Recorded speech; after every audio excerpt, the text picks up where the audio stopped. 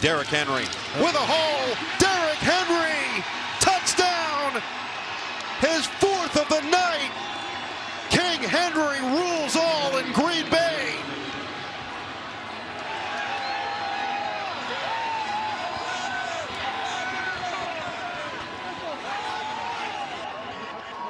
Ties his career high at 4 touchdowns in 2018 against Jacksonville with the Titans. The cheese graters are out for the Ravens. 3 on the play clock. Rodgers out of the gun. Looking to the end zone, and it is incomplete! Incomplete and no flag! The Browns have pulled off the upset!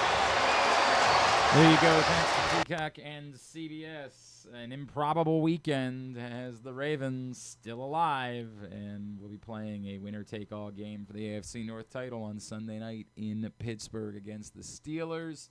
It is a Monday edition of Glenn Clark Radio. It's been a little while. Good to be back. We're going to do today, and then tomorrow we're going to have our fun, frolicking, revelry drinking show. You are invited. If you are part of our crew, we want you to let us know that you're intending to come join us. So hit us up. Whatever the way that you go about socially doing that, just hit us up. We'll get you connected, and we'll get you the details. We'd love to see you in here. I don't know what all's on the docket. We got music, right? We got music tomorrow. Yeah, Dennis is coming in. Yeah, Dennis is coming in, and then other people. Who are the other? Who Do you want the full list? I don't know. I mean, I don't also believe that. I think that there are people that told you they were coming that are not coming. Okay. Paul Valley. Maybe. Should we do like a poll who we think's actually going to show up of the names that have responded to me and said they would be here? Cordell Woodland. Yes, but I think you might have to remind him. Okay. I think so too. Tim Barbalis. Yeah, I believe Tim is the only one that I'm like. And I don't even have to remind him, probably. Don't even have to remind him. Chill. No chance. Not a chance. When I say zero chance, I mean like I would pay you money. If he shows up? Yeah. Oh, okay. Yeah. Oh, I forgot your Christmas present. Oh, that's fine. We'll do it tomorrow. Okay. Proctor. Yes, he's definitely coming. Dara, who is our food enthusiast at J Moore, she's going to stop by. And what? No, you want me to rescind the invite? Is that? I don't know what I'm going to do with that. Luke Jackson said he'll stop by. I have no doubt that Luke Jackson. Caleb. Rada. Really? Yeah. That'd be neat. It'd be good to see Caleb. Okay. I think so. I think he would stop by. That's it. Oh, I got to remind Drew. That's our star. Maybe Drew. That's our star-studded. Oh my! You don't like any of those? I thought you liked those people. Fine.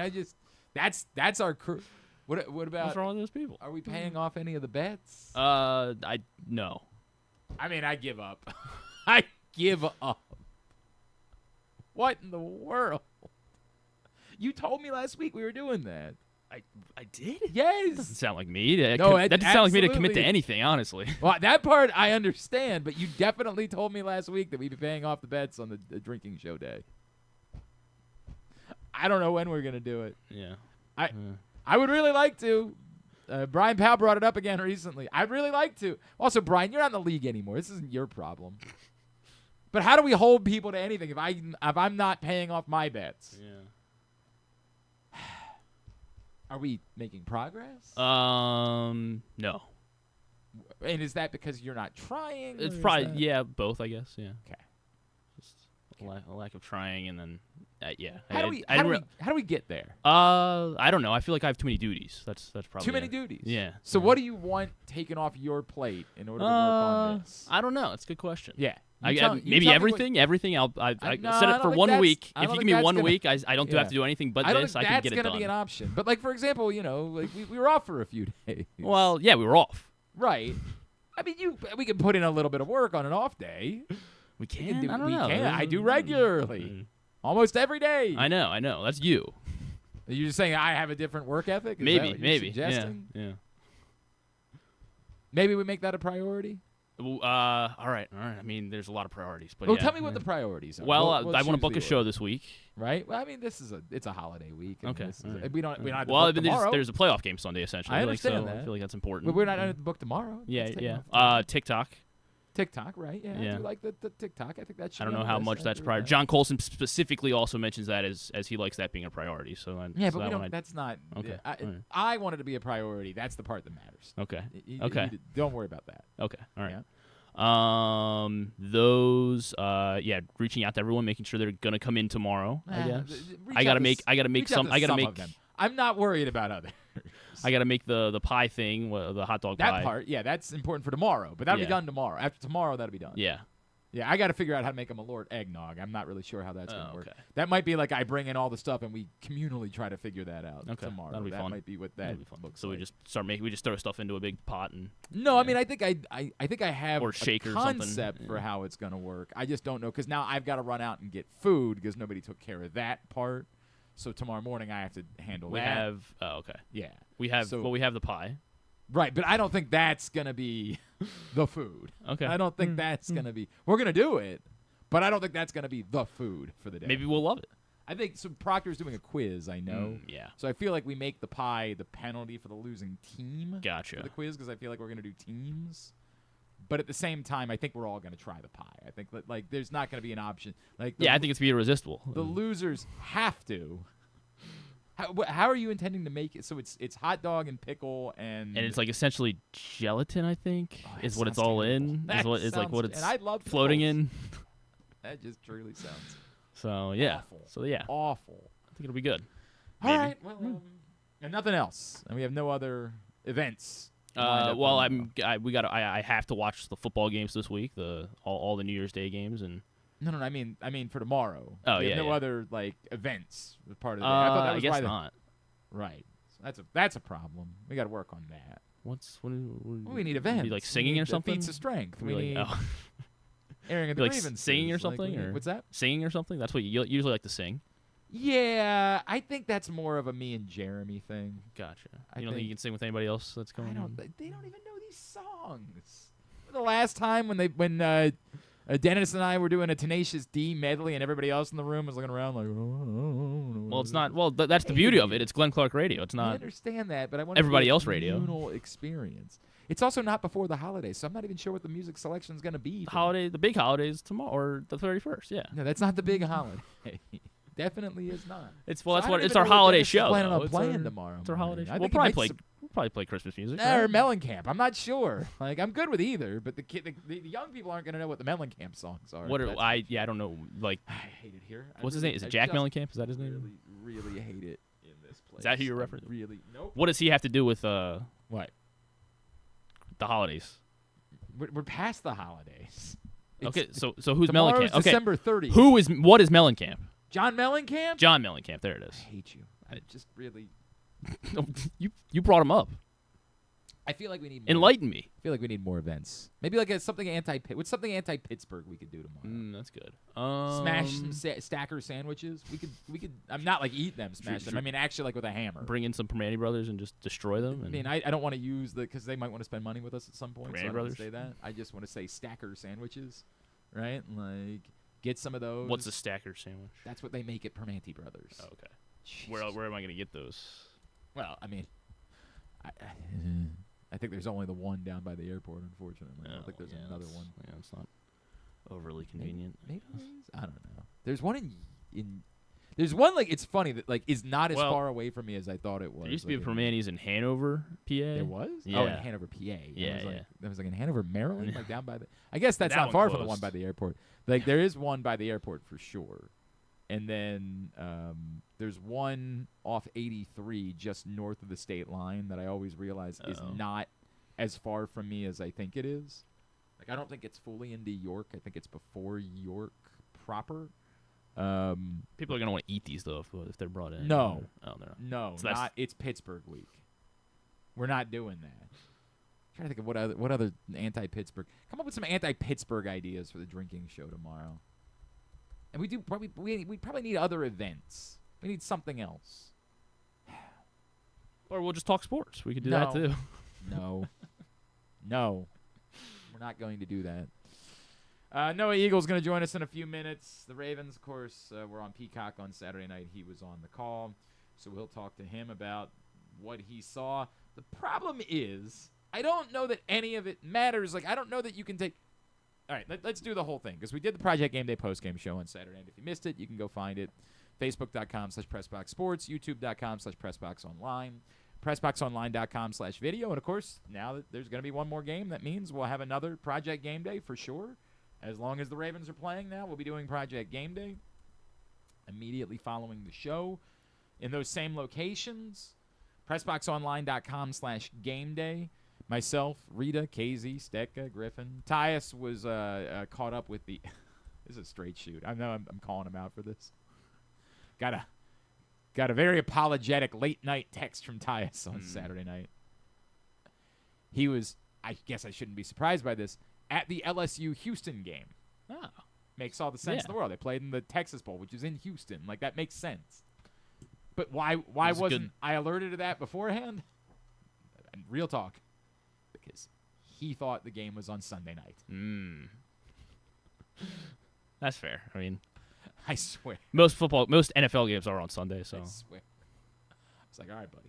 We'll see you next week. See you next week. So, Tyus will be back with us for Ravens Steelers. It's all brought to you by 1-800-GAMBLER, helpmygamblingproblem.org, the Costas Inn and Live Casino and Hotel Maryland. So, all of the things, and I'll run through them sort of bullet point, right? The Packers thing, what we discussed on Saturday night is, yes, it's like you enjoy it, but it's also infuriating. And in a way, it's more infuriating than it is enjoyable because it's that thing where you still expected that the season was going to end yesterday, and so it was difficult to feel that much joy, and all it really made you feel was, where the F was this? And micro. The micro is, where was it with 9 minutes to play in the fourth quarter against the Patriots? The macro is, where has it been? And it's a complicated conversation because no one thinks that you should be giving the ball to Derrick Henry 40 times per game all season long. That's not sustainable. It's going to hurt at some point, I think. I mean, he is maybe an alien. But it's not a good plan to have.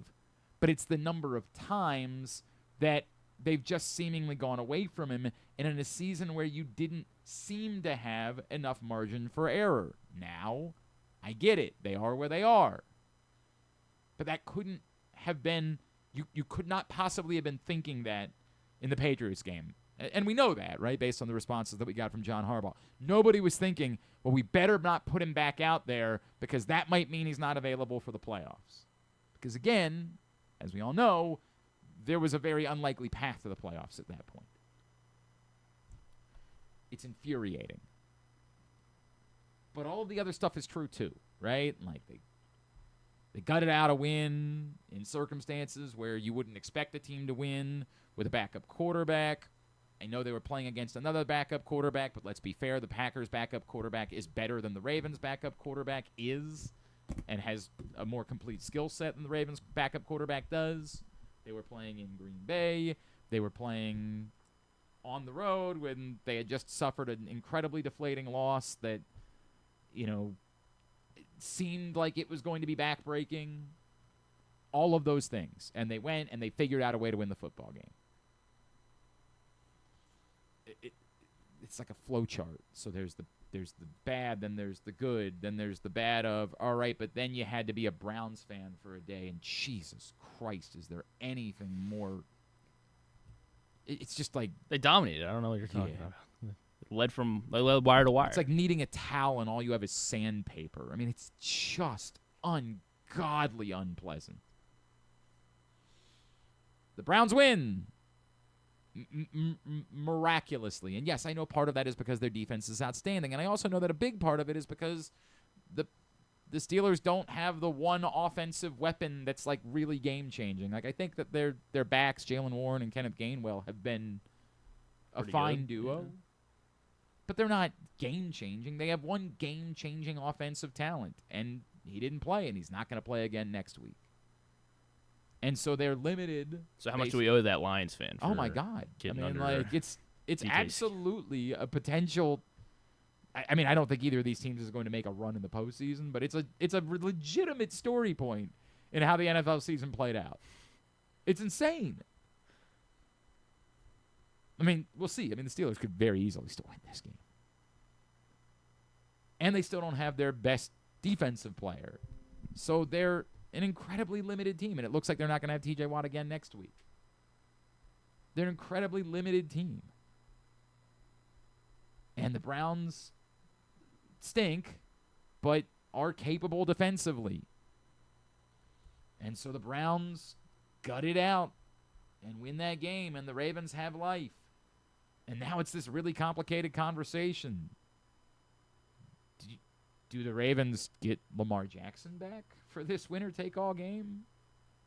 Is he not going to play again the rest of the season? I mean, we weren't here with all the hullabaloo from last week about Mike Preston's column that was wildly overblown. I mean, could not have been more overblown. My God, this is a media literacy. Mike Preston did not report that Lamar Jackson is checked out on the Ravens. He didn't report anything. He used things that he has heard, and I get it. In writing for the Baltimore Sun, you still better be sure that those things are factual, but he created a basic greatest hits in order to back up his opinion about Lamar Jackson, which I disagree with wholly and completely, which isn't to say that I don't disagree with some of the nature of the facts. Like, has Lamar Jackson at some point fallen asleep in a practice or at a meeting? If I had to bet, yes. You know why? Because almost all of them do. I don't know who the football player is that's been in the league for a long time that would tell you they've never fallen asleep in a meeting. Maybe Tom Brady. Maybe, but never. I don't know, man. You get up, it really. There's this notion, and it doesn't just exist within football. It exists within a lot of walks of life. That, like, you're lazy if you're not a morning person, and it's bullshit. And it's always been bullshit, and it's based on nothing. People work really hard after 10 p.m. But we expect that football players should do it at 6 a.m. Why? Sure as F beats me. The best argument you can make is that, like, nobody's on the road at that time of day, so it's easier to get people into the building.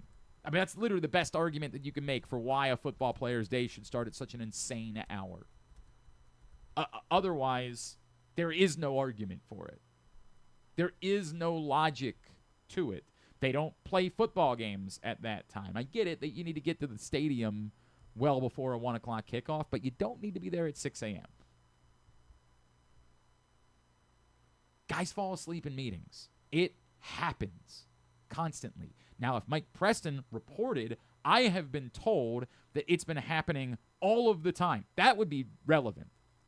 But he didn't. He just kind of threw it in there. Because it's not really about reporting, it's about opinion. His opinion is, this is what a quarterback should be. And he has the right to that opinion. But Guy has opinion is not deserving of the breath that it was given last week. I have lots of terrible, stupid opinions. I mean, that's not true. Most of mine are great. I know you were right. Most of mine are brilliant. That opinion you just stated actually was that one was correct. It's insane, but now it creates this other distraction and this question about what's going on between Lamar Jackson and the Ravens, and that part of it has been a fairer question, and where is he? Because, you know, like, everybody wants to downplay, oh, it's a back bruise, you can play through that, but it's not as simple as that. It's a legitimate back contusion, and is he going to play? Is he not going to play? If he doesn't play, can you replicate what you did with Tyler Huntley and Derrick Henry against the Pittsburgh Steelers? I don't know, maybe. They're not a very good run defense, so maybe. But they're absolutely going to be coming in guns blazing, expecting that that's what you're going to be doing. And if it requires Tyler Huntley to have to throw the ball downfield a little bit more, my guess is that's not going to work out so great. And I do say that praising Tyler Huntley. I think he has legitimately improved from his last stint as a Baltimore Raven because his throws outside the numbers have been excellent. But they still have to be short. There's just not a downfield part of his game. So if things don't click and go your way, like the Ravens this past week decided to take the opening kickoff and tried to march down and get on the board and play from ahead, And thank God, because as we all know, if the Ravens had fallen behind at some point, they would have probably taken Derrick Henry out back and old yellered him. But things went their way. It went according to the script. If it doesn't go according to the script, and you don't have Lamar Jackson, do you have any ability to win that type of game? I don't know. My guess, probably not. And then add in the fact that the defense still wasn't very good against the Packers, and I have no reason to think is going to be particularly good against the Steelers, even though the Steelers are limited and don't have any particularly special players offensively. And then, as if all of that wasn't enough, there's the more global question, which some Ravens fans are dealing with, which is, do I even want them to win the game? And I can't understand that because, like, they're playing a game, it matters. I don't understand what the point of being a fan is, but it's does this impact John Harbaugh's future? And I'm so convinced that the best thing for the Ravens is to move on from John Harbaugh that if this impacts his future, I'm not sure that I want them to win. There's like 20 layers to all of this. At the very top is one game to rule them all in the AFC North. That's the very tip top of all of this. But there is so much more that's involved in this conversation as the Ravens get ready to face the Steelers on Sunday night in Pittsburgh with a trip to the playoffs at stake. All right, joining us now here on GCR, he called the Ravens win in Green Bay over the Packers for Peacock this past Saturday night. He is Noah Eagle, and he is with us now here on GCR. Noah, it's Glenn here in Baltimore. Hope you're having a great holiday season, man. Thank you for taking the time for us this morning. Glenn, anytime, man. Hope all is well. Everything is good. I mean, it's certainly better than it was a couple days ago in Baltimore. Right? Noah, it's really weird because I was just laying out how there's like 70 different layers to talking about where the Ravens are at the moment. And the layer that was Saturday night was great, but as you would imagine, it left, and I know you guys talked, it left a lot of Ravens fans saying, where the hell was this a week ago? Like, why? No doubt. Why? And it's tough because you want to appreciate it and say good job, and you kept your season alive, and it worked out for you. But it really does add to sort of the puzzling nature of how this season has played out for this team. Yeah, I think that's certainly fair. I think the second part of what you said, though, is probably the way to go, where it worked out. And so I think now you focus on the present and you hope that the team recognize that this is a path to victory moving forward, and handing the ball to 22 is usually a good idea. And I think he proved that again on Saturday night. And so we'll see what it looks like. Obviously, the questions with the quarterback, whether Lamar will play, whether it's going to be Snoop again, are going to be very real throughout the week. And I know you'll be asking them throughout the week. Yep. But regardless of who's under center, I think what we learned is generally you hand the ball to Derrick Henry and let the rest of the cards fall. And the hope is that that's the recognition that came from that game of, okay, no matter what our circumstances are, we arguably are going to have the best player on the field at all times. And so why not utilize that to our advantage? They certainly did that. We'll see if they do it again this week. And again, to go back to the earlier point, it ended up working out. And so now you just focus on, can we repeat it again and then again and then again and see what happens? No, what do you make of what Tyler Huntley did? Because I think we all know there's a limit to Tyler Huntley's ability. Like I think it was actually fascinating watching those two backup quarterbacks on Saturday, because the one that lost, I think we all look at and say, that player has the skill set to be a starting quarterback in the NFL. And I think we can look at Tyler Huntley and say, we know he's not a starter because there isn't a downfield element to his passing arsenal. But what we saw, to me, is better than the Tyler Huntley that we had seen in Baltimore 2 to 3 years ago, which is, but he can make more of the outside the numbers throws, and his internal clock was, I mean, perfect on Saturday night. He knew exactly when, if it wasn't there, I need to do something with this ball, take off whatever it is. To me, while statistically it didn't overwhelm, it really was like a virtuoso backup quarterback performance to me on Saturday night. Yeah, no question. And as you mentioned, from both guys, I think Malik Willis deserves so much credit for the way that he's played really since he got to Green Bay. People forget that last year they made the trade for him basically a week before the season because they started in Brazil. So he got there. He immediately goes to Brazil. He comes back and has to start weeks 2 and 3 and wins both games. A ton of credit for just how he's handled himself, and he's gotten marketably better. The ball flies off his hand, and that's what we saw. And that's not what Tyler Huntley's skill set, at least at its top level, is. His skill set, to your point, is processing, and I think that's what we saw. His processing ability is so excellent, and throughout the game, you could see the wheels turning just the right amount. He looked comfortable start to finish. And that's why it's so important to have backups that make sense. And Cooper Rush was great in Dallas and made a lot of great plays for the Cowboys when he was thrust into the role. But Tyler Huntley makes so much more sense for Baltimore because he can play a more similar style to Lamar Jackson. He's certainly not Lamar. He's not, when Lamar is healthy, as special a player. He's not a multi-time MVP level talent. But the skill sets that he does possess allows Todd Monken not to have to change all that much with what the offense looks like. We saw that to a certain degree. Now, to your point, the difference is plays that get blown up, Lamar Jackson, when he's right, can make those plays go from absolute disaster to spectacular. Yep. And I'm not sure that Tyler Huntley has that ability, but his ability that he does have is quick 1, 2, 3, none of those are open, cool, I'll take it for me.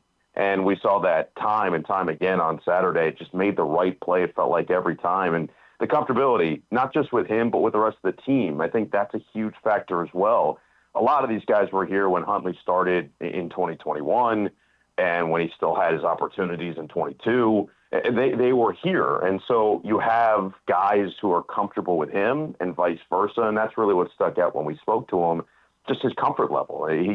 He's clearly comfortable here, and that is a huge factor. And so, again, it's a legitimate question going into next week because the part that John Harbaugh told us, and we mentioned this on the broadcast, and I think it's very real, is the play calling with Snoop right now is pretty much wide open because he's playing healthy. And Lamar, look, you can still argue that a 75% Lamar Jackson is obviously still one of the top football players in the entire league. But you're limited in your play calling versus what you're capable of and what we saw last year from this explosive offense. So it's a legitimate question. But again, establish the ground game first. I think that's really the key from Saturday. I think there's no doubt about it. Noah Eagle is with us here on GCR. Noah, if there's a concern, I don't want to be too disrespectful towards the Ravens defense because you can say, hey, they made a couple of plays, but the truth is, like, one of them was a ball that was snapped off a quarterback's helmet. Another was a third-string quarterback making a bad throw that just lingered in the air for Marlon Humphrey to intercept. And the other was the Packers sort of insanely needing a nose hair in order to convert a fourth down and deciding to run out a shotgun, which I'll never in my life understand that thought process. I still look at the defensive performance as a whole and say, I don't know, man. I don't know that I can buy this is a team. I get the Steelers are limited without DK Metcalf, and so maybe they're not. But it's hard for me to buy that this is a defense that can really stop anyone that has anything going for them. Yeah, I think it's certainly fair. It's certainly a fair feeling to have, and I think both teams feel that way about their respective defenses after Saturday. But you could argue that both the Bears and the Niners, who are vying for the 1 seed, and now the Niners are still vying for the 1 seed, feel that way about their defenses right now. You could argue, you go around the NFL, you can make the argument with so many teams, and Chris Collinsworth said it after the game. It feels like it's the first year that every single team in some way is flawed. And so if you're the Baltimore Ravens right now, can you get some positive momentum on the defensive side in this game with a Pittsburgh offense that, to be quite honest, just has looked dreadful for pockets of this season. And certainly this past game yesterday against Cleveland, they looked anemic for the majority of the game. And so can you utilize that? Can you get to Aaron Rodgers, who isn't going to be the escapability type quarterback that we've seen out of him in the past? Can you find ways to manufacture explosive defensive moments and take that now into the playoffs? We didn't really talk about it a ton on the broadcast, but I do think our Darius Washington's presence being there, and now with each week getting more and more like his old self, just physically and mentally for that matter, is a big deal. Obviously, Alohi Gilman has fit in well. Can they generate a pass rush? That's the biggest question to me out of this defense, and we just haven't seen it consistently. Now, last week was not a great opportunity, let's call it, for them because Malik Willis is so good at getting out of the pocket, recognizing when the pressure comes and making things happen with his legs. But that's where I say Aaron Rodgers at 42 years old, that's the type of guy that you can get after, and it can provide some level of confidence, at least if you do win the game, to now go into the playoffs with a little bit of momentum. And I think that's really the hope. Yeah, it's fair. And maybe, who knows, it's the Texans, right? And the Texans aren't a particularly powerful offense. I don't know. Maybe you get a couple things going. This is the part that's tough for me. No, is like, I think there's a lot of Ravens fans who have this feeling of like, so they get in, so what? We know this team isn't good enough. And then I sort of start looking around the AFC and I'm like, right, yeah. but I know that's probably true, and there's never been an 8-loss team to make a Super Bowl, although we all know the Giants won a Super Bowl when they only won 9 games. Like, I still, the AFC in particular, the NFC, those teams in the West, all of them look like legitimate Super Bowl contenders and probably the 3 best teams in the league. But I look at all these teams in the AFC, and I just sort of find myself saying, I don't know, there is a team in the AFC that you can't beat even as flawed as you are. Yeah, exactly. I think that's the case really around the NFL, even with all those NFC West teams that you mentioned. They all have something that still makes you have some level of pause. Every time you felt like, okay, well, the Rams are the best team in the NFL, well, then they blow the game to the Seahawks, or they find a way to lose just a game that they have no right losing in any way, shape, or form. The Seattle Seahawks, Sam Darnold, we saw in his first playoff action last year, did not perform well. And in the game they needed to have in the final week of the season, did not perform well. So is he ready for that next prime time step? San Francisco mentioned the defense, and there's some murmurs that maybe Fred Warner could make it back by the Super Bowl. That's crazy. But that's just, it's murmurs, and the defense right now looks bad. I wouldn't even say just bad, but it doesn't look like a San Francisco defense we're accustomed to seeing. Now, the offense looks otherworldly over these last couple of weeks. The Chicago Bears, same deal. Defensively, they look like they've got some problems, and certainly Caleb Williams has never been in a playoff position. So now you want to shift to the AFC. Look at the division winners and or leaders. Bo Nix has never won a playoff game. Drake May has never he's never been in a playoff game, let alone won one. And the Patriots have had this incredible season. They still have to prove it, right? You can't just trust that the team that's had the easiest schedule through the regular season is just going to go and dominate in the postseason. They might, but you have to see it. And Trevor Lawrence has won 1 playoff game in his career. It was a crazy comeback victory against the Chargers, in which the Chargers really gave it away more than the Jaguars took it. So you go down from guy to guy and team to team. The one quarterback you feel like you trust the most is Josh Allen, who's been there the most in the AFC, and they just lost a heartbreaker where they couldn't do anything offensively yesterday to the Eagles. So to your point, it feels as wide open, not just in the AFC, but league-wide as I can remember it. And so if you're the Ravens or any team right now that would have been fighting for a spot in the playoffs, and we were saying this for the Packers the other day, and the Lions gifted them the loss on Christmas, which got them in the playoffs. But for the Packers, for anybody, you just want to get on the dance floor at this point. It's that type of year that if you get on the dance floor and you feel like you've got a good matchup, for Green Bay, they might lose these final 4 games of the regular season, have the 7 seed, take on Chicago, who they should have beat on the road 2 weeks ago and probably could beat on the road in the playoffs. And then you just never know what happens from there. So I think it's the same principle for the Ravens. A lot of it will be matchup dependent, but focus on this game first, get in, and then let the rest kind of happen from there. Anything to be made of like the idea that this one next Sunday night could be like a loser leaves town for the 2 head coaches? Like that this could be anything to be made of that? Yeah, I don't know. I think that it's remarkable that both guys have been there as long as they have in this division together, going head-to-head. It's been an era of NFL football that's been incredible and memorable and has had moments that will live on forever.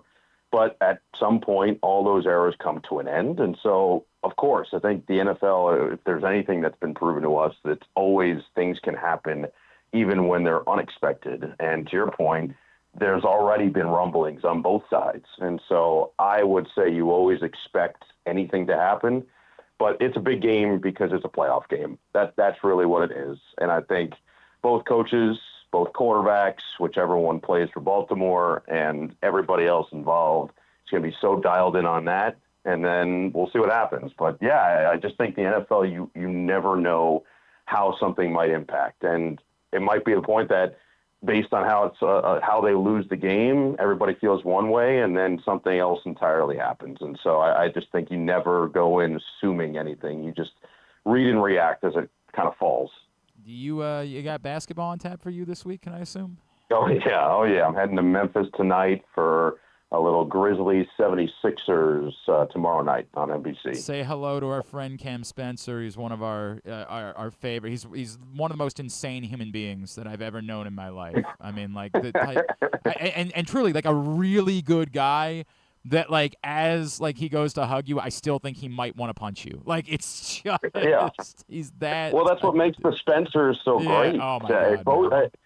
To me, they are the best story in the NBA this year, both of them. And we really got to see both of them kind of burst on a little bit last year, but the way they're both playing has just been awesome to watch. It's one of my favorite stories in all local sports, and I know their family so well, and they're both great guys, and so it's really special for us that it's playing out the way it is for them. Noah Eagle, really appreciate you, man. It was great to hear you. I know you had a busy week working on Christmas and turning around and doing that, but appreciate you taking the time for us. Thanks for hopping on this morning. Let's talk again real soon, all right? No problem. Anytime. It's Noah Eagle with us here on GCR after he called the Ravens win in Green Bay on Saturday night for Peacock. Appreciate him taking the time. I am writing today. I don't know if it's up yet, at PressBoxOnline.com. I'm writing about the idea of Ravens fans. And look, our friend Rita is one of them, who I think is going to tell us she's not even rooting for the Ravens. Now, I don't know how true. Like, we're going to do Reed and Glenn later today. I think we are anyway. Allegedly, we're doing Reed and Glenn later today. And we'll talk about it a little bit more when we do, because I do think there's, like, an interesting conversation to be had about is that how you feel once the game kicks off? And I think a lot of people who are saying that, who are saying, I don't even want them to win. I believe what you're saying. I think if they win, they might keep John Harbaugh, and I think that's more detrimental to the team. And I believe that you feel that. I'm just not sure that when the game kicks off, I believe that you're actually rooting for the Ravens to lose to the Steelers. I don't think I believe it. And if you are, I don't get it. I just don't understand what the point of being a sports fan is. And I'll write about that. I've told you, I said, I think we've reached the time where, to me, short of a deep playoff run, I mean, like making a run towards the Super Bowl, I think it's time for a change. That's my opinion. But there's so many elements to this. Is this game really going to be what determines John Harbaugh's fate? Do you really believe that? That everything that John Harbaugh has done, that the owner of the Baltimore Ravens is going to say, well, if you win this one game, I think you can still be the coach. But if you lose it, there's no way. I think we operate that way. I don't know that the owner of a 9-figure valued franchise, maybe more than that. I don't know that 10 figures. It's got to be 10 figures. I don't know that the owner of that franchise operates that way. So I think the premise is flawed to begin with. But even if I entertained it, like, what's the actual likelihood that John Harbaugh is getting fired no matter what happens in this game? As I said before, I still think that number is low, because until it happens, this is the Ravens we're talking about. As I keep reminding everyone, 30 years in this franchise, and if you combine head coach and general manager, there have been 2 firings ever. And as a lot of people have pointed out, a lot of people don't think they're going to fire John Harbaugh no matter what. Like, the only way that it ends is if John Harbaugh kind of works with them to mutually agree or something along those lines. That Steve Bisciotti would never actually fire John Harbaugh. So if John Harbaugh says, I don't want to go, that Steve Bisciotti would say, okay, fine. So what is the actual chance he's getting fired anyway? Which is a different conversation, and we can have that conversation. But just in doing the calculus as to whether it might make sense to root against the Ravens, then add in, like, whatever that percentage chance is, there is a percentage chance that they could make a run towards the Super Bowl. I know none of us believe it. I think it's cockamamie to feel that way. I mean, if Lamar comes back, it's it's like game on, or I don't know. I have no idea. It's why, like, I put that percentage at like a, 1 to 2% chance. I have to acknowledge it exists because the AFC isn't very good, and like, there's always some world where Lamar Jackson just wakes up and is Lamar Jackson, I guess. I don't think so at this point. And like, I know the Eagles fans certainly didn't think that Nick Foles was leading them to a Super Bowl a few years back. Now, I don't think that Tyler Huntley is even as capable as Nick Foles in terms of being a downfield thrower of the football. But could you gimmick it up with Derrick Henry and Tyler Huntley's short game and go back to a 1950s offense? Just try to have the ball for 45 minutes? It's at least a percentage or two chance. And I start doing all this math, and it says to me, boy, why would you root for the Ravens to lose this football game? I just don't. What is the point of being a fan? I think you can still have the opinions that you have. And you're also going to have to see Aaron Rodgers' face more. Yeah. And it's the Steelers. I don't know if you've heard of them. It's all of it. I say all of this to say, I still hold the opinion that this game shouldn't be what determines John Harbaugh's fate. I don't feel that way. I think John Harbaugh's, the die should already be cast. 3-6 at home. And what happened at the end of the Patriots game, the lack of discipline in major situations should not be bailed out by, hey, but at least the Steelers went into Cleveland and laid an egg. It requires the Ravens. I'm not moving the goalposts. Coming into the season, they needed to be taking steps forward. And you can say, well, they've been through a lot injury-wise, and maybe they deserve credit for not completely falling apart. I guess. But that means that I have to give them a pass for losing the Cincinnati and Pittsburgh games back-to-back at home when they were pretty healthy, and I can't do that. My gut is it's time.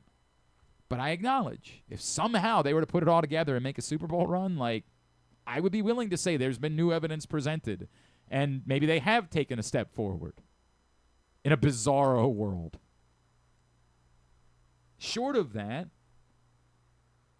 if they win this game and turn around and lose in the first round of the playoffs, I don't feel like they've taken a step forward. If they win this game and eke out a playoff win over at this point, I don't even know who. I guess, is it the Texans that have the inside track? I think it has to be the Texans almost. I mean, I think it's still, because they all have 5 losses, right? All 3 of them? Yeah. Yes. And obviously the Texans have the... Yeah, because Buffalo's got 5 losses. Yeah, they're all 11-5. Buffalo's the 7 seed at the moment. Yeah. And I don't know who they all play this week and how hard they're going to try in those games because they're already in and they know they're going to be on the road. So does it really make a difference to them whether they're the 5, the 6, or the 7? There's a lot of stuff there. But let's just say it's Houston and they eke out a 13-10 ugly kind of good... I mean... So you're assuming Tyler Lupe makes a field goal in this game? That's true. I am assuming that. Maybe he misses an extra point, actually. Okay. Maybe that's how you get there. Is that steps forward? Like, this is a franchise that needs to be taking steps forward. So short of a deep playoff run, I'm not going to be moved. But if they do make it, it's a bizarre thing where I've had people literally. I watched Caleb and Rita earlier this year when we did Rita and Glenn say, I don't care if they do win the Super Bowl. I think John Harbaugh should be fired. I'm like, that's what? What is the point of anything? What are we doing here? Like, I get what you're trying to say, which is it just seems like they need to get younger. But if they can win a Super Bowl, they're doing something happened, that's right? the point. That's That's why you football, is to win the Super Bowl. Yeah, but if they don't win the Super Bowl by 14 points, Right, then, that's a great point. Me personally, I'll never understand it. So I think it's crazy. Root for the effing Ravens on Sunday night. Enjoy it.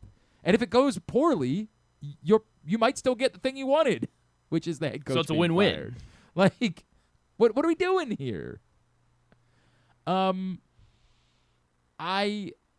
add in, to me, I don't think this game should have anything to do with the decision that's made on John Harbaugh. I think that, to me, would only be changed by a deep playoff run. Somehow this galvanizing and proving that there's life here. And that would be different than what we've seen in past playoff appearances. It would be progress. So if they do that, I don't know, we can talk. But short of that, my opinion, it's just an opinion. It's like Mike Preston. We just have opinions. My opinion would be that it's time. Do I think it's going to happen? I've already told you that. No, until it does. Until it happens, I don't think it's going to happen. But that's sort of the whole, drive-through of where I am with everything that's facing the Ravens at this moment. We got to figure out what's happening with Lamar Jackson and whether or not he can play. Whether he plays or not, it should be a steady diet of Derrick Henry. And I know there's also going to be the takes of, well, if Lamar's limited, are you better off with Tyler Huntley? Stop. Stop it. Seek help, as Michael Jordan would say. Lamar Jackson's Lamar Jackson. You need to have a downfield passing threat. It needs to be part of the game. There's no reason why you can't call a similar game as you did last week with Tyler Huntley for Lamar Jackson. Just add in the threat of throwing the ball further downfield. You can call a very similar game. Try to get the ball out quick. Speed up that internal clock. All of those things. Don't call plays that need more time to develop behind a line that's not good at pass blocking.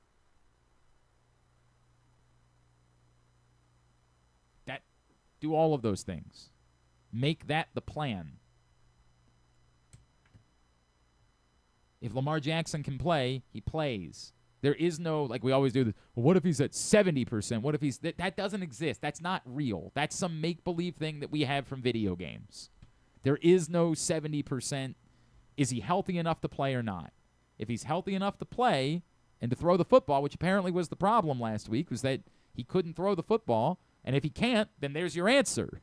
If you can't throw the football, sure as hell negates my discussion about there being a deep passing threat. But if he can, and if he's healthy enough to play, he plays. If he's not, then he doesn't. It's really that simple. We love to overcomplicate this discussion and make it seem like there's some magical, we just want there to be a formula, right? Like, well, if this thing works, if you can get this player at this number or this player at this number, then this player at this number is better than this player. It's not that complicated. If Lamar Jackson is healthy enough, if Lamar Jackson, I like that nickname. Yeah, right, is healthy enough to play football on Sunday night, he plays. Period. That's it. I mean, if he goes through it and gets hurt during the game, then you go to Tyler Huntley again. But Lamar Jackson's Lamar Jackson. He plays. If he can. Come back in. So you're rooting for the Steelers. Yeah. I'll never get it. I'll never get it. Why be it's one thing if like your stock portfolio depended upon the 5-year plan for the Ravens or something like that, and you've done some math that says the 5-year portfolio will be better with unknown head coach. The only thing, all you have is just being a football fan. That's it. That's all you have. That's your only involvement with this. It's a tough thing to say because we are really invested. It's very emotional for us. But your only involvement is that you're a football fan. That's list. What in the ever-loving F is the point of being a football fan if you don't want to be a football fan on Sunday night? Like, what? Why do it? Or just don't root for a team, I guess. Just like decide that you're Rob Lowe. Like, wear your NFL hat. Why be I guess I should say that. Why be a Ravens fan? I won't get it. There's no, as I keep trying to say, I think some of it is for people about we're so poisoned by social media that like our take being right has somehow to us become as valuable as the things that we like. But it's why I was trying to do this with Ron last week. Your take being right on Twitter, if you have that and a thumb in your ass, you have a thumb in your ass. Your take being right on Twitter is worth nothing. Zero. We're so twisted in this new media world that we miss that. Like, for us, it's sometimes about being right. Like, that we're a fan of us being right more than we're a fan of being of a football team. And I'll never get it. That doesn't do anything for you. Anything at all. In fact, arguably, you get more social media attention for your terribly wrong takes on Twitter. We should probably post my football picks on Twitter. Yeah, you're right. Yeah. God, they are bad. I might pay off next year's penalty before I pay off this year's penalty. But we are that poisoned by social media that we genuinely believe. Like, I've decided that my take is John Harbaugh needs to be fired to the point where I can't even enjoy the Ravens winning because I've just decided that's what needs to happen. What is that going to do for you? How is that going to feed your family? Warm the house at night? It is of no value. And maybe somebody would say being a Ravens fan is of no tangible value too. Like, we could have that conversation. But at least it's a civic shared joy and experience. They're playing a game that matters on Sunday night. I just, root for them to win that game. And deal with everything else as necessary. For now, enjoy it. This is the kind of cool part about being a Ravens fan. I get it. I'd rather them win Super Bowls. I agree. But here it is, the final week of the season, and you know what we're not talking about? We're not talking about tanking. We're not talking about draft position. They're playing a football game to determine their postseason fate. I'd rather be a Giants or Raiders fan today and being mad that you won or lost. I understand there's nuance, there's context to all of this. Like, this is a deeper conversation, and I want them to win more, and I want them to win Super Bowls. And I think that they might need to change the coach. I feel all of those things. But for this week, it's just not that deep to me. It's one thing. There's a game with the season on the line against the team that I hate. That's it. That's it. It's that simple. We will, I guess, go over picks. God damn. Yeah, why not? I didn't have a great week either. We'll dish out some pats on that. I don't even know what I went this week because I gave up. I stopped looking. I'm so angry. I thought I started with a win because of BYU, and I didn't realize there was a hook. We got a 4.5. Yeah, it was a hook. Yeah. And so I then just realized how bad things were going for me, and I didn't look. It's possible it's 0-9. I don't know. I don't know that I didn't go 0-9 this week.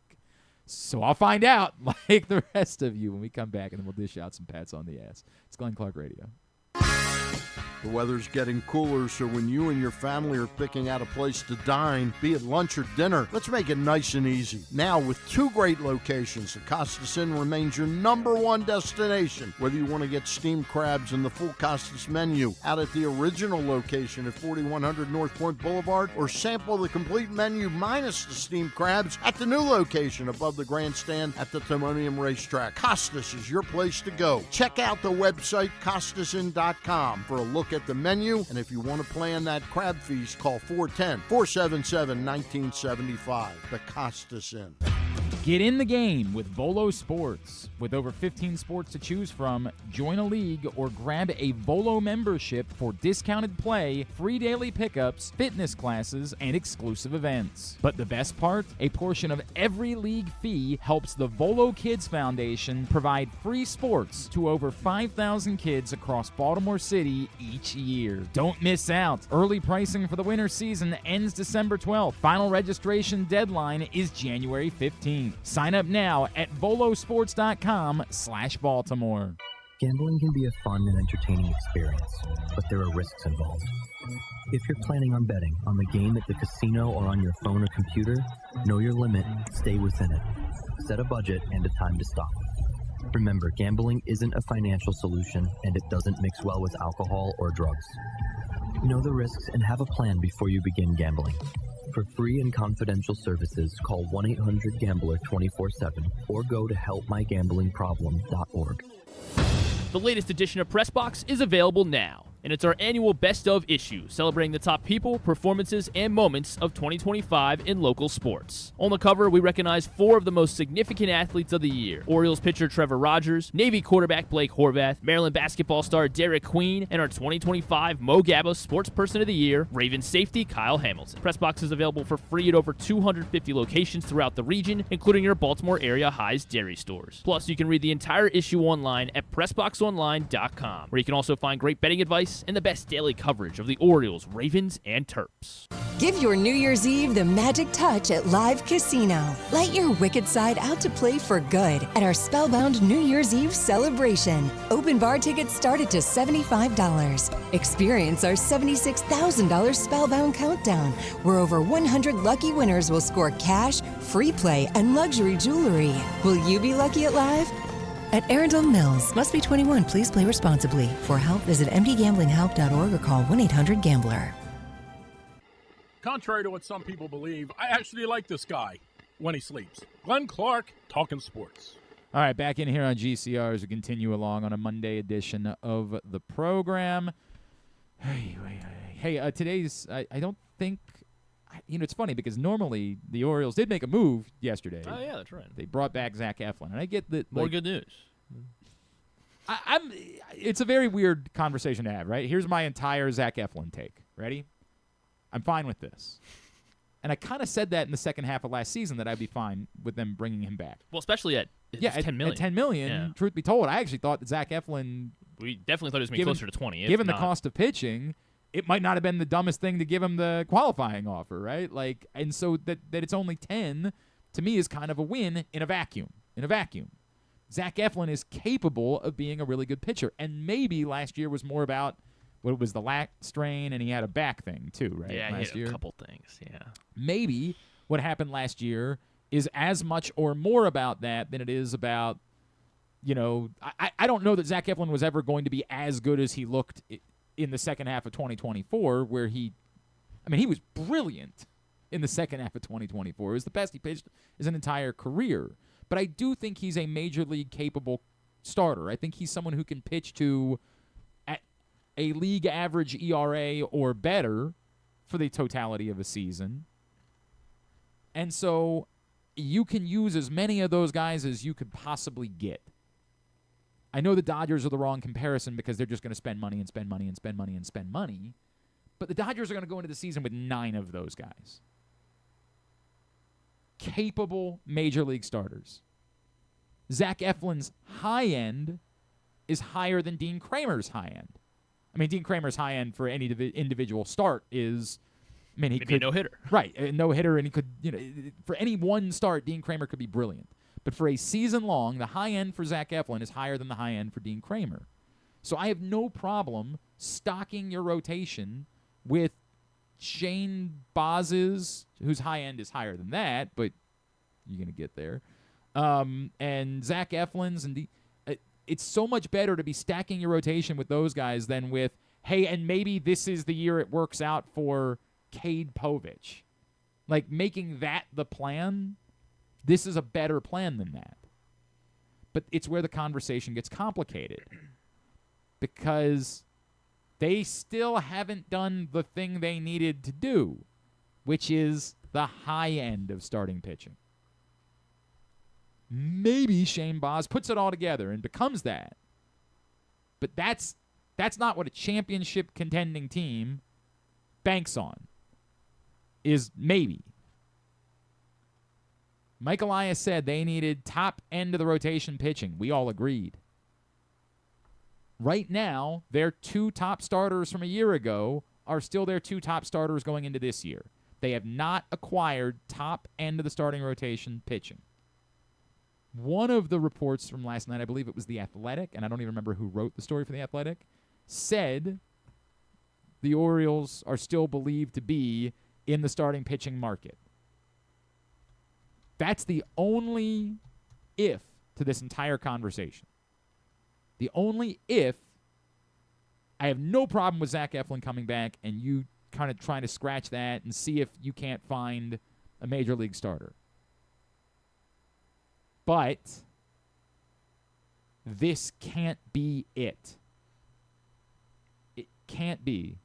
Will Salmon from The Athletic. After adding veteran Zach Eflin to a one-year deal, league sources confirmed the expectation is Bob Nightingale was first. The expectation is for Baltimore to remain in the market for starting pitching help.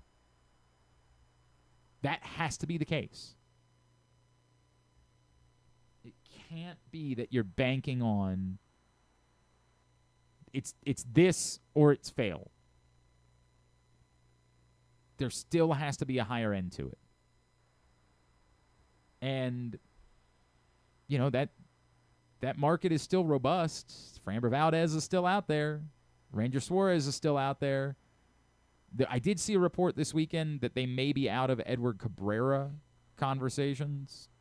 I don't remember who reported that, but I definitely saw a Miami-based report that the Orioles were now out of the Edward Cabrera sweepstakes. Houston and Baltimore are no longer trade candidates for the right-hander, reports Barry Jackson of the Miami Herald. That's the one. But Freddie Peralta is still out there. I mean, there's still lots of potential pitching targets that are available, that are high end. So, as long as that's the case, if this to them is, now we're done, we did it, right? We went out and got 2 starting pitchers, we're done, then it's a failure. I'd say it's a failure. It's a problem. I can't predict the future. Like maybe I'll look back at the end of the year and say, wow, they all worked out. Look at that.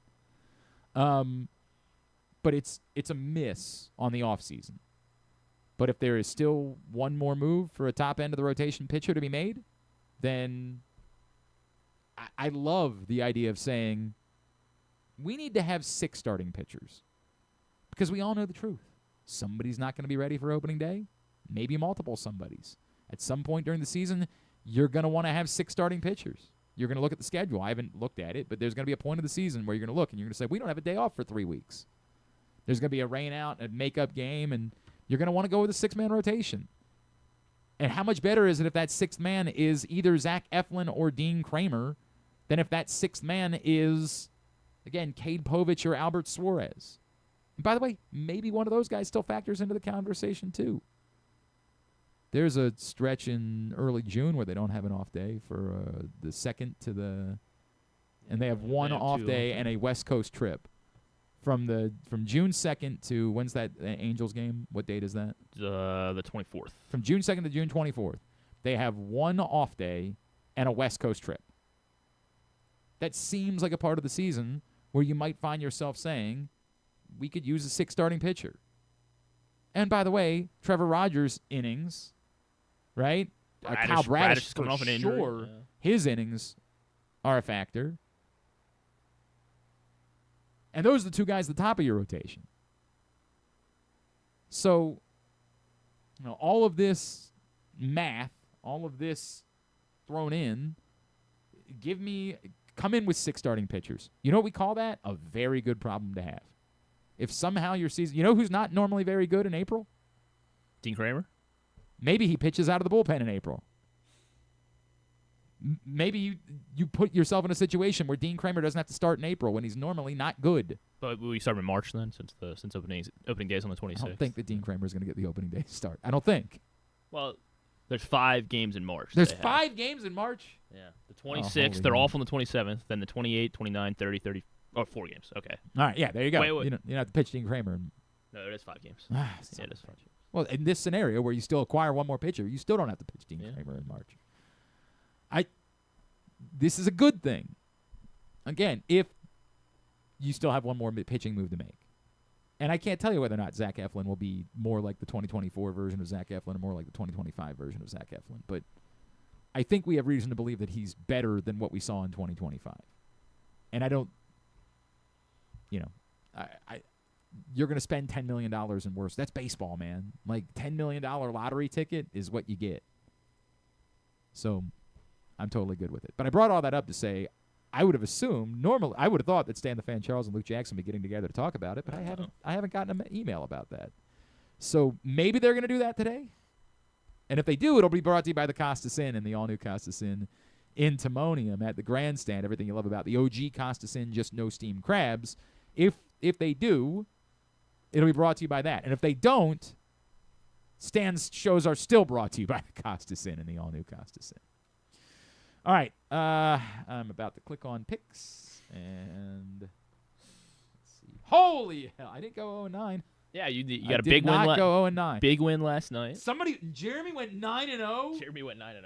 How many 9-0s have we ever had? I don't think this is our first this season. I'm pretty sure. I know it's for the first for this year. It's happened at least once while I've been here. Holy crap, that is. But crazy. it honestly might only be once. 9-0. I don't know if. Well, I had a miserable week, and I am literally only 2 games from being the power bottom now. It is that bad. All right, here we go. Georgia Tech, BYU in the Pop-Tarts Bowl. All the Pop-Tart stuff was fun, as it always is, except for what's the bit where the one Pop-Tart jumped off and didn't want to be? Why was that? He said, "This is not my. This is." Why was that funny? I'm not gonna die. What was the context of it? What am I missing there? I think the other two, the way I interpreted it was the other two were. You're cool. deep in the Pop-Tart canon. No, my friend I was watching the game with, and I wanted to turn on the NFL game. He was like, "No, I want to watch the Pop-Tart post game," and I was like, "All right, fine." And so it looked because they were all holding up signs like. Right, this is what dreams are made of. Right, but why is this? Can't wait. Why couldn't you just put the 2 Pop-Tarts that are gonna? I think he's becoming self-aware. And what? Yeah. So the other 2 Pop-Tarts. I don't think I want self-aware Pop-Tarts. The cherry sprinkle and the cookies and cream Pop-Tart were like, yeah, this is we can't wait to be cooked. The point of a Pop-Tart is this particular brand of Pop-Tart not supposed to be toasted? No, it's just the strawberry one. So no, I thought this one was like a protein Pop-Tart. Oh, was it? I thought that was no. The bit. He ran off and I saw he jumped off the toaster. Yeah. Well, so they pop. I guess I just find the video at this point. But I was hoping there was a bit to it, like this particular flavor of Pop-Tart is better not toasted, and that's why it makes sense. Because otherwise, it's just dumb. I mean, I think it's all preference. I don't hate having the sacrifice. That's what they call it, the sacrifice. Yeah, he just jumped off. That's weird. Yeah. See, then he just ran off. Here, hold on. I don't get it. Yeah, oh, you're right, because he did have the biceps. Yeah, it's a protein Pop-Tart. Are protein Pop-Tarts not supposed to be toasted? I didn't know there were protein Pop-Tarts. Oh, it's the whole world is protein. See, I watched this and I still didn't know what was going on. They should probably tell. I think Mark Jones was calling the game. They should probably tell. Yeah, I mean, the announcers they really maybe need to do, or Quint Kesnick was doing the backstory. Yeah.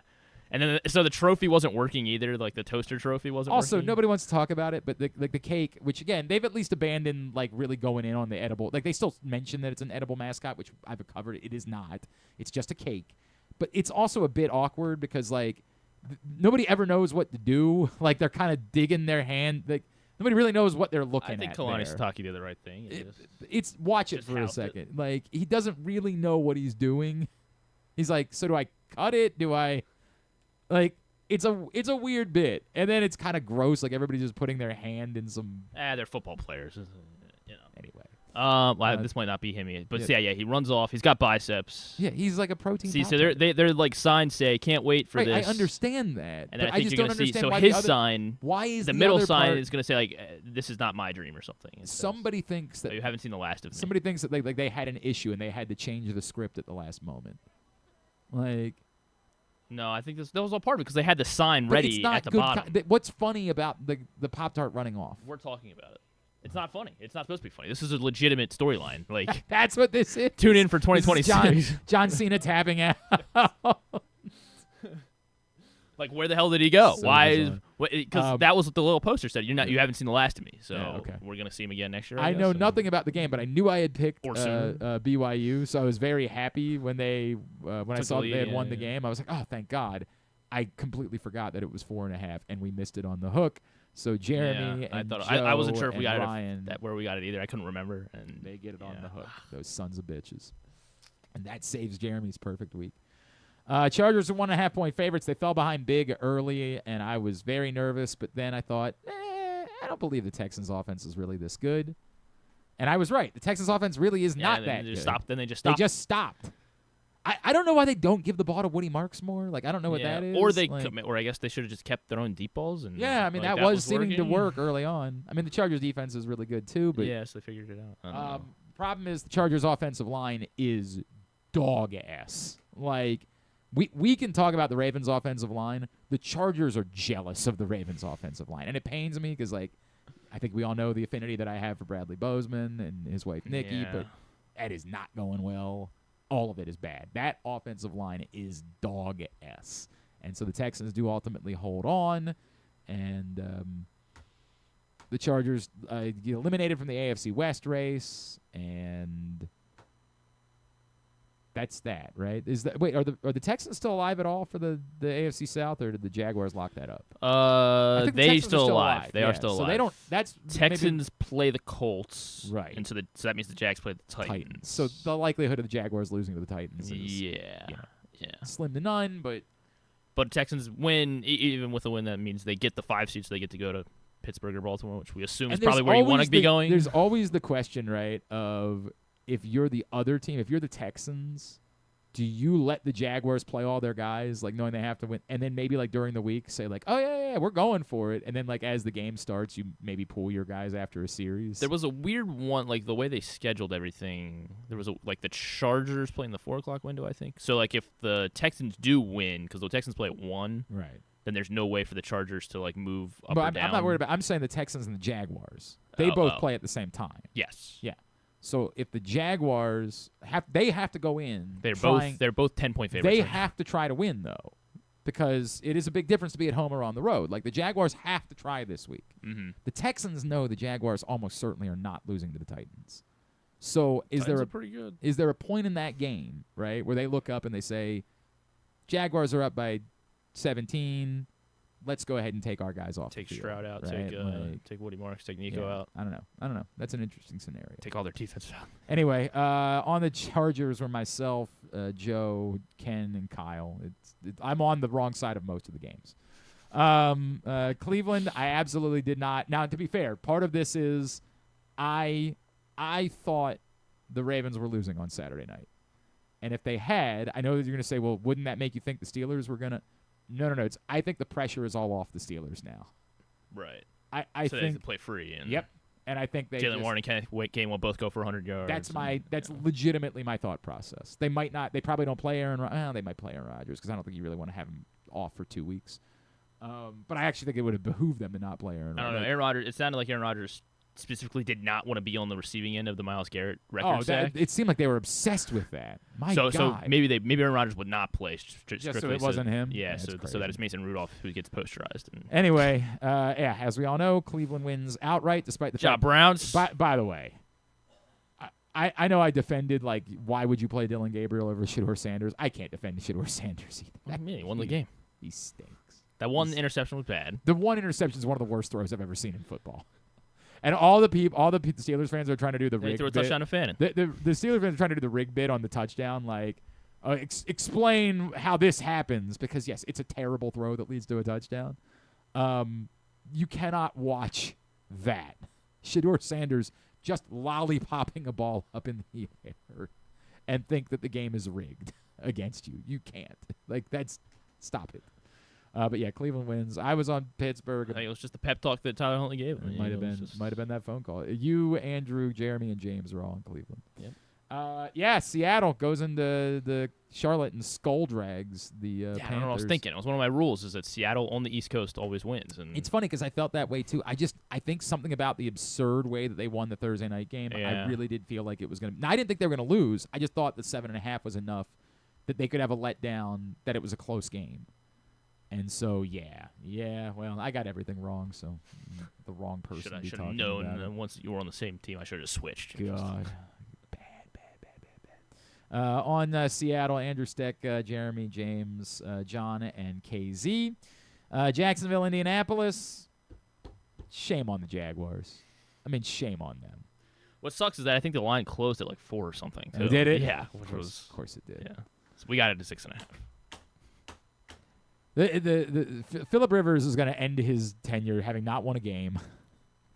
Maybe they beat. Having to wait 5 more years to talk about the Hall of Fame, but getting health care for his kids for a little bit longer. He does have that going for him. Yeah, Indianapolis is competitive. 23-17, was that the final? Yes. Yep. Yeah. The hook again. Yeah. The hook again. On the Colts, Jeremy, Joe, and Kyle and Ryan. They get that point. The Raiders, it was the whole thing with Max Crosby is really wild. I mean, that's wild, man. I still don't think he's going to get traded. But I get it. That's wild that they told a guy you can't play. Kind of openly said, we're tanking, you're not allowed to play. I guess they basically did the same thing with Bowers too. I mean, I mean, he actually had an injury, but he was playing through it. And somebody said Crosby been on the injury report a lot this season, but clearly Max Crosby was not okay with this. Quite clear when he storms out of the facility, when he posts on Instagram pictures of him playing basketball and jumping on a trampoline to show how healthy he is. He is clearly pissed about this, and maybe cooler heads prevail in a couple of weeks, but I don't know, man. That is bizarre. So you got to give the Raiders credit for the lengths they're willing to go in their tanking. The Giants not willing to go to the same lengths, unfortunately. And know that they'd be completely fine just playing Geno Smith. I guess he got hurt. So anyway, the Giants do win and cover, and so it's one of the only games I got right this week. I got 2. Myself, Griffin, Jeremy, Joe, John, KZ, Kyle. Oh, it was basically all of us were on the Giants. Only 3, Steck, James, and Keller were on Vegas. Buffalo, Philly. I mean, what? First of all, I get it. Buffalo didn't play well all game. But all of a sudden, they marched down the field. Everything's going their way. And when I saw them after they originally appeared to have scored the touchdown. Now, to be fair, I was watching distractedly while I was riding the Holly Jolly Trolley last night. Oh, okay. If y'all haven't, distracted by the Terps game or something. No, Griffin, I completely forgot they were playing. As in, I woke up this morning and got an email from the University of Maryland that said, "Big win over the Monarchs." Top Monarchs or something. I'm like, oh, that's right, they played. They covered. Good. 14.5 was the spread. I don't know why. It should have probably been bigger because Old Dominion's not good. But anyway, I was riding the Holly Jolly Trolley, which was wonderful. Unfortunately, that was the last night for the year. So if you missed out, I'm sorry you missed out. But thanks for the invite. Yeah. Go next year. You could have gone because we didn't use all of our tickets. I'm sorry. But we had a great time. But my son was invested and he wanted to have the phone out, and so I wasn't fully paying attention. But I saw what appeared to be, I don't remember who was it that appeared to score. That they then looked at it in a replay. Cook was it James but Cook they one? immediately they cut over to McDermott and he put up the 2 fingers and I'm like, what?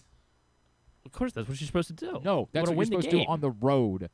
On the road or in scenarios where you don't think you can win in overtime, you're supposed to do that. Because a 2-point conversion is still a 50-50 proposition. Yeah, but you have Josh Allen. So it's 60-40. And James Cook. That doesn't. I mean, he's good, but and the other players that are on that team. Most teams have good running backs, so and Brandon Cooks apparently. Right. Brandon Cooks, who's still in the league, and some guy named Shaver. Yeah, he's been on the team all year. Yeah, they didn't just pick him up. Josh Palmer. Yeah, he plays football. They're technically a football player. You are right about all of these things. That is an insane decision. I get it. It could have worked out, maybe. I mean, to be fair, it was there. Josh Allen just missed the throw, but you're at home. And you've dominated the 4th quarter, and your defense hasn't given up a point in forever. Well, that's what because the Eagles' offense is rested, so you don't want. That's what it is. You don't want to give them the ball back on the road. Always, when you are the underdog, when you're the team that doesn't expect to win, always. But this scenario, bonkers, man, bonkers. Don't get that at all. Anyway, the Bills go for it. They fail, so the Eagles hang on, and. They were 1.5-point favorites, so obviously they don't cover. Jeremy, Joe, Kyle Ottenheimer, and Paul Valley all get that point. What a game last night. So Nick Kelly said that apparently, I don't know how I didn't see this. I mean, it sounds true that the protein Pop-Tart so it was a protein Pop-Tart, I guess, opted out as it did at Notre Dame for opting out. That's what that was? Yeah. But I don't know why they were holding up the signs then. I don't know what the sign deal was. But did the sign say he opted The sign out? said no, it didn't. It said like it was because the other two it said, Pop-Tarts. like, not my dream. Yeah, not my dream. Like the other two Pop-Tarts are they like, I really- can't wait to be toasted and killed. I don't know. They really failed on that then. Because I get that's a half decent bit. Yeah. Yeah. But you got to really. They should have just went all in. And They just did said, so much well with the Pop-Tart Bowl. Like, I was enjoying all the content. the People's National Championship. Apparently, one of the Pop-Tarts had a particularly toned ass. Oh, and really? that got some play on social media. Underneath his Pop-Tart skirt. Like, there's a lot going on there, man. But you just needed to sell that better. And they still have to do the cake bit better somehow. There's a better way to do the cake bit. I don't know what it is, but there's a better way to do that. At the end of the day, we were talking about Chicago, San Francisco, which was magical. I mean, it was a great game. It was wildly entertaining. First regular season game to be tied at 7, 14, 21, and 28. And 35? and 35. Only other time it's happened was in the playoffs. Yep. Of course, involving... Oh, so you know. Okay. I yeah. don't know. I don't know. You don't? What? No. Who was it? I don't know. It was the Ravens Broncos Mile High Miracle. Oh, really? Yeah. Oh, I didn't know that. That's It's the kinda only cool. other time that's happened. That's kind of cool. You were tied at each. I guess interval. I do remember that. Yeah. Anyway, San Francisco holds on in the end. The Bears obviously had a look at the end zone to win it, and only had one play left. Some questions about when they used it. Remember, they used it one timeout when the clock was stopped. Now, I think it was a fourth down, so I think I understand it. I mean, they tried to pull out the hook and lateral. How about both teams that used hook and laterals in rallies last night? Lost. Both of them worked. So don't do it. And Is they that both lost. So the Bills pulled it out, got a first down and a 4th and 10. The Bears did it not on 4th down. They did it on, like, second down. Yeah, 2nd and 10. But yeah, they're at the 15-yard line. So yeah, they came up a yard short, then had to spike the ball. 2 hook and laterals, neither work. I mean, they work, but they don't get touchdowns, and they don't win the game. So what it is. Anyway, Chicago, not quite. San Francisco holds on and does indeed cover. Griffin was on Chicago. James was on Chicago. So were John and Ken. And yeah, I was on Green Bay. Most of us were on Green Bay. Only Paul, Ryan, Joe, Griffin, and Jeremy were on Baltimore. So for the week, because I'm a fan of the there you team. go. Your boy goes 2-7, and it has been like Tom Petty thinks that I'm free falling. Like, it's that disastrous what's happened for me over the last 3 weeks. I was at like 3rd place on the table, and now I'm in 11th place, and only 2 games in front of our power bottom, Kyle Ottenheimer. It is an unmitigated disaster what's happened for your boy of late. Are we picking all the college football playoff games? How many meaningful NFL games are there this week? Are there? Is it just the 3? I mean, we can pick. Well, there's 3 that stand alone as meaningful. I'm sure there are other meaningful games. I guess we can do all 4 college football playoff games. I'd like to do all 4 college football playoff. Well, I don't care what you want. And then let me look at you the don't want to Harlan do your football. job, so I mean, like, why do I care what you want to do? The football game. Oh, what? All right, whatever. Griffin holds on to first place. Of course he does. He went. I don't know. Jeremy's all of a sudden. Yeah, but Jeremy's still 5 games back. I know, but after if it going goes like this again undefeated. next week, then you'll be tied. Jeremy 9-0 this week. Unbelievable, historic performance. So he's now only 5 games back at Griffin with James Revere. They are both tied for second. James and Jeremy 5 games behind Griffin. Then John and Little Rock 6 games back. Ryan Chell 8 games back. Andrew and Joe 9 games back. KZ 10. Proctor and Paul Valley 11, and then old GC just limping. As it turns out, picking the games off air didn't make a difference. Almost help worse. me. Yeah. Didn't help me at all. So there you go. There's I guess the Chargers Broncos game has substance to it. Yeah. yeah. so- The Broncos haven't clinched the. Did they? No, they did clinch the division. Yes, Yeah, but they they're still clinched the they're playing for the 1 seed still, and the Okay. Chargers could get the 5 seed, Yeah, could I not. don't know how much the Chargers are going to try in that one. We'll see. and see. then there's We'll look probably at it. We one don't other- need to there's decide it probably one other today. game. We don't need to decide it today. We can do it later this week. Sorry, Proctor, we're doing 4 college games. No, he doesn't want that. He says I don't like college games. I mean, I don't know what to tell you, man. Ask somebody who knows. I think Proctor's going to help with. I think Proctor. Yeah, not me. I think Proctor's going to help with the Malort, the eggnog Malort. I got a magic bullet for. You should Christmas. you should definitely want the college games because he's only 2 games ahead of you. So Oh, I definitely need to catch up with as Yeah. many people as I can. Can we pick Navy too? I'm fine. Can we throw in a 5th? Hey, well, might as well. There's some pretty good games. Michigan, Texas, that should be a good one. Iowa, Iowa's got a good one, and they should be healthy. Iowa, Vandy, that should be a good one. And everyone's playing. It's 12:24, and you complain that you don't have enough time to do things, and I need you to do more things. Well, I like doing the show. I understand. I need you to do the other thing. Pats on the Ass, brought to you today by County Sports Zone. CountySports.zone is the website for you to find everything you need to know about high school sports. Obviously, a lot of holiday basketball tournaments going on right now. The annual Governor's Challenge down on the Eastern Shore. Find out about all of it by going to CountySports.zone, proudly sponsored by your local Toyota dealer and buyatoyota.com. You know the deal. Pick 5 Ravens, most deserving of praise. Rank them 5 to 1. 2 must-be offensive players. 2, even in a week like this, still must be defensive players. That's the way that it works. I understand that was difficult this week. The 5th can be another offensive player, another defensive player, a special teams player, or a coach. Rank them 5 to 1 with number 1, your man of the match. My number 5, it was very difficult for me to pick a second defensive player. I don't think much of anyone had a particularly great game. But one particularly key play that was made by Trenton Simpson. And you go back, 3rd and goal, early in the second half. Malik Willis, he sees the path. He sees the end zone. Chance to cut it to a 1-score game. Not only did Trenton Simpson get there to make the play, which, as we remember in other situations, was not easy for linebackers to do, not only gets there and makes the play to keep him out of the end zone, but keeps him far enough back that they weren't able to decide to go for it on 4th and goal either, and they instead had to settle for a field goal, which meant that when they scored again, they were still trailing. They were never able to tie or take the lead.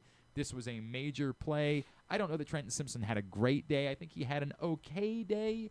I don't think he's been the liability that we thought he was at other times, but he made a really big play, so that's enough to be my number 5.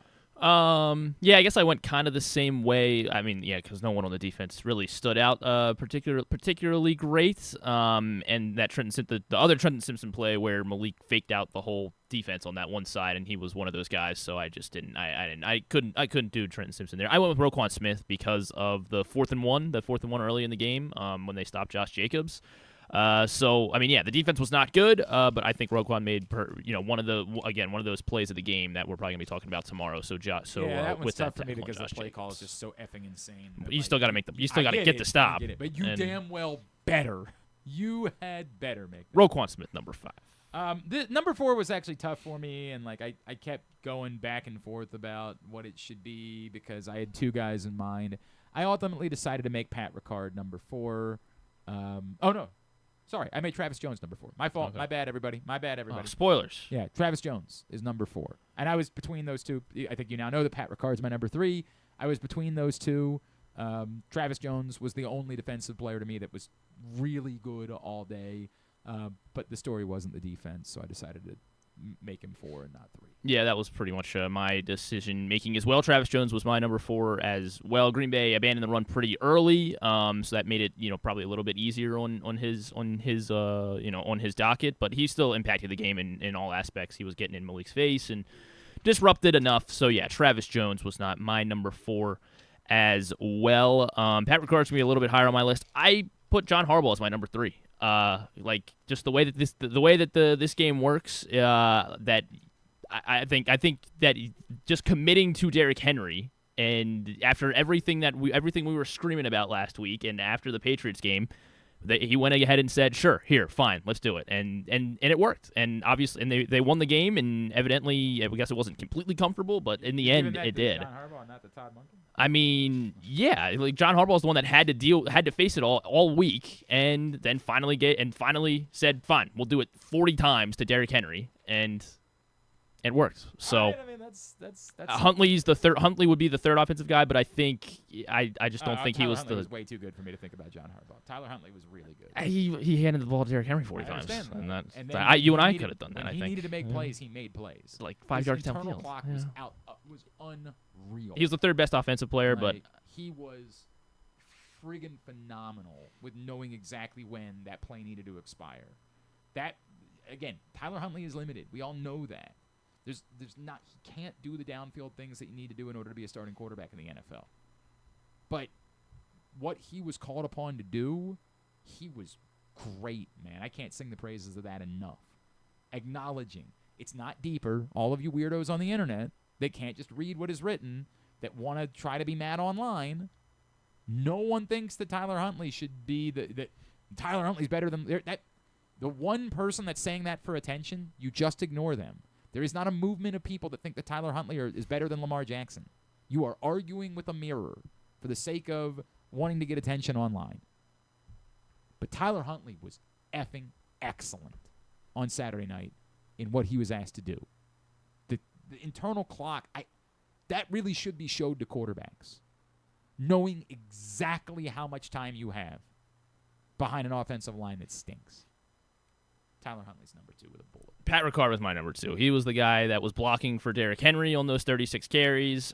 So you know, it was a great game. The offensive line had a great day. There was no one guy on the O-line that stuck out in particular, and Pat Ricard felt like was in there almost. Daniel Fa'alele. He definitely had more. I think he had more I don't know. Highlights is maybe maybe too strong of a word, but I don't think he had more highlights than lowlights on Saturday. So I could honestly listen to it. Yeah. At number 1, 4 really great kickoffs. Tyler Loop. Oh, really? Number 1. We're doing that again? Tyler Loop had some really good kickoffs. Really good kickoffs. He did. He had really, really good kickoffs. The bare minimum. And for a guy that I've been critical of for his kickoffs, he was awesome in the kickoff game on Saturday night. He really was. I got to give him credit for that. I still have no idea if he can make a 50-yard field goal or not, but he was awesome in the kickoff. Thank God we didn't need him to. Look, man, Derrick Henry, you know. What'd he do? Yeah, we can just move on. It's clearly Derrick Henry.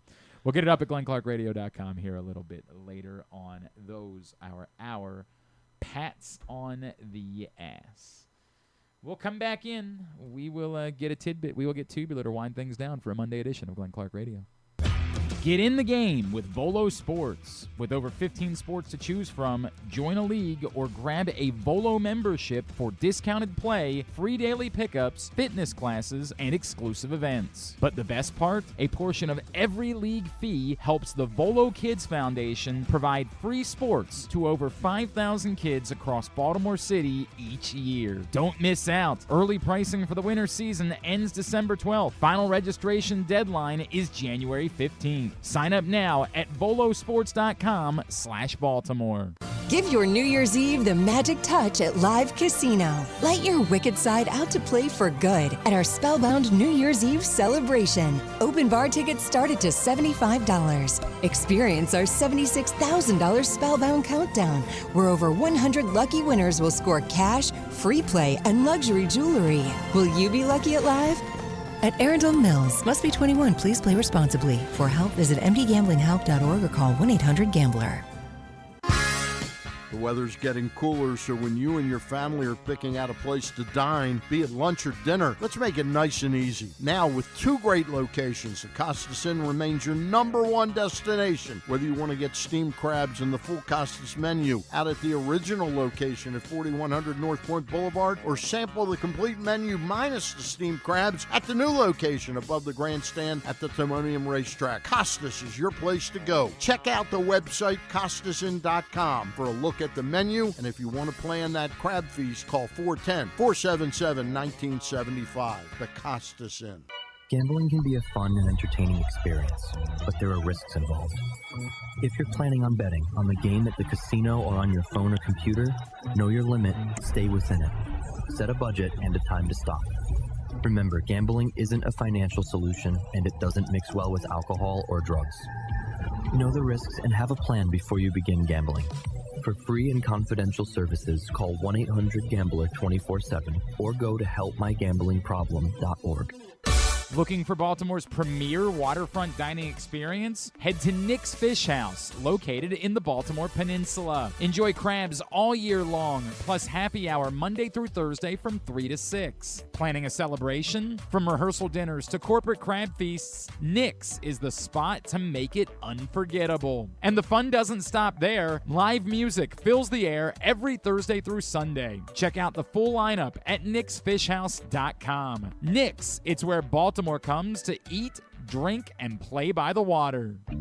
Make the most out of every day in your Toyota RAV4. Available in hybrid or gas-only models. A RAV4 can get you where you want to go in style. Check out buyatoyota.com for deals on new RAV4s from your local Toyota dealer today. Coming back in here with Glenn and the other guy, Garrett, whatever his name is. You know who they are. Welcome back. Yeah. I guess because we were talking, and then that was, we just got. Yeah, we were, working. Well, let's ease up on all that. All right, winding down for a Monday edition of the program. Let's get a tidbit. Tidbit is brought to you by the best of issue of Press Box, which is available at your Baltimore area High's Dairy stores and all those hundreds of locations around town. It's free. Go pick it up. You can read it all at PressBoxOnline.com. Celebrated the top people, performances, and moments of the year, including our Mo Gamba Sports Person of the Year. The best of issue of Press Box now available. The problem is I have a lot of tidbits. Well, and I pick got the good ones. Okay, so Derrick Henry. John Little says no chance Harbaugh's gone if they make the playoffs. But do you really think it comes down to this? That's what I think. think. He said, no, win or lose Sunday, I think Harbaugh will be back next season. Yeah, I kind of in that. I feel like I'm in that camp. Not that he shouldn't be back. Not necessarily that he should be back. I've always but been in that camp. Yeah. Until I see otherwise, I assume he's going to be back because that's what the Ravens do. But I just don't think it's based on this game. Sorry, go ahead.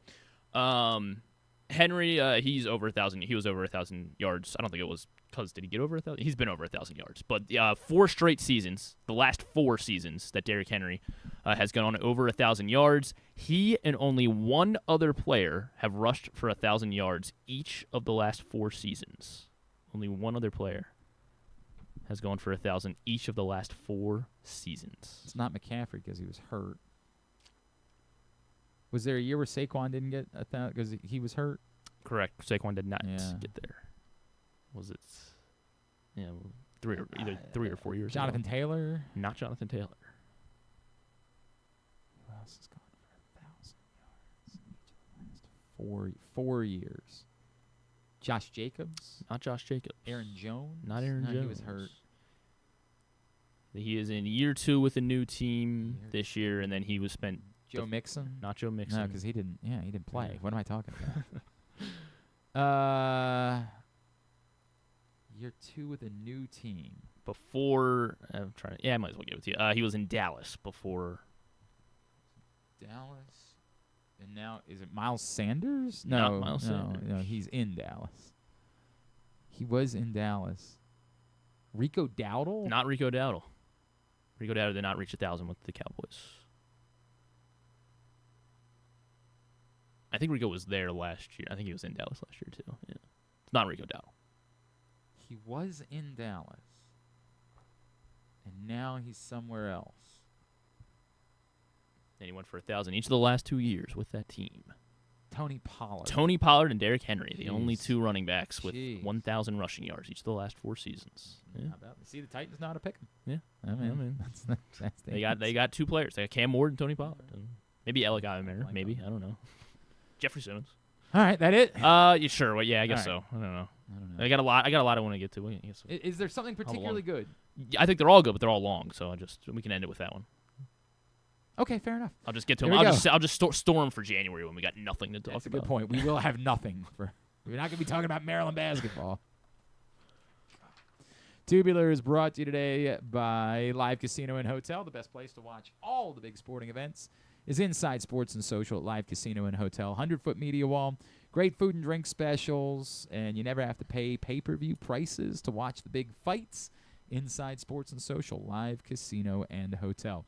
Lots of college basketball. Lots of local teams in action, in fact. UMBC Coppin State tonight, 6 o'clock on ESPN+. The Mount hosts Iona at 7 o'clock. Towson and William and Mary on Masson at 5 o'clock and on Flow Sports if you just prefer to pay. Big Ten Network Plus for the Maryland women as they take on Wisconsin at 4. The Birmingham Bowl between Georgia Southern and Appalachian State at 2 o'clock, and Rams-Falcons tonight, 8:15 on both of those games on ESPN. No Manning? No, I think there's a Manning. Oh, there's a Manning, of course, for finale. Yeah. Maybe there's not, because I think they're doing. Oh no, because they're doing this Saturday. I need to. Oh, okay. Yeah. I need to avoid Puka dropping 55. You think? I'll be okay. I think you're okay. But honestly, who knows? Unfortunately, despite that son of a bitch, Eric Arditi, Jahmyr Gibbs screwed me. Like sorry. Both my championships, I got F by Jahmyr Gibbs this week. So Cordell will win the Ryan Ripken League. He did not. He did the opposite of effing me because I was playing against him in one league. So that was great news for you. I've won 3 years in a row now in that one league I was talking about. Great so news for you. everyone hates me. Everyone hates me. I do have to be clear. If Kyron Williams somehow gets negative 19 points, then I'm still alive. Well, so keep that in mind. Don't go, Kyron. Yeah, right, keep that in mind.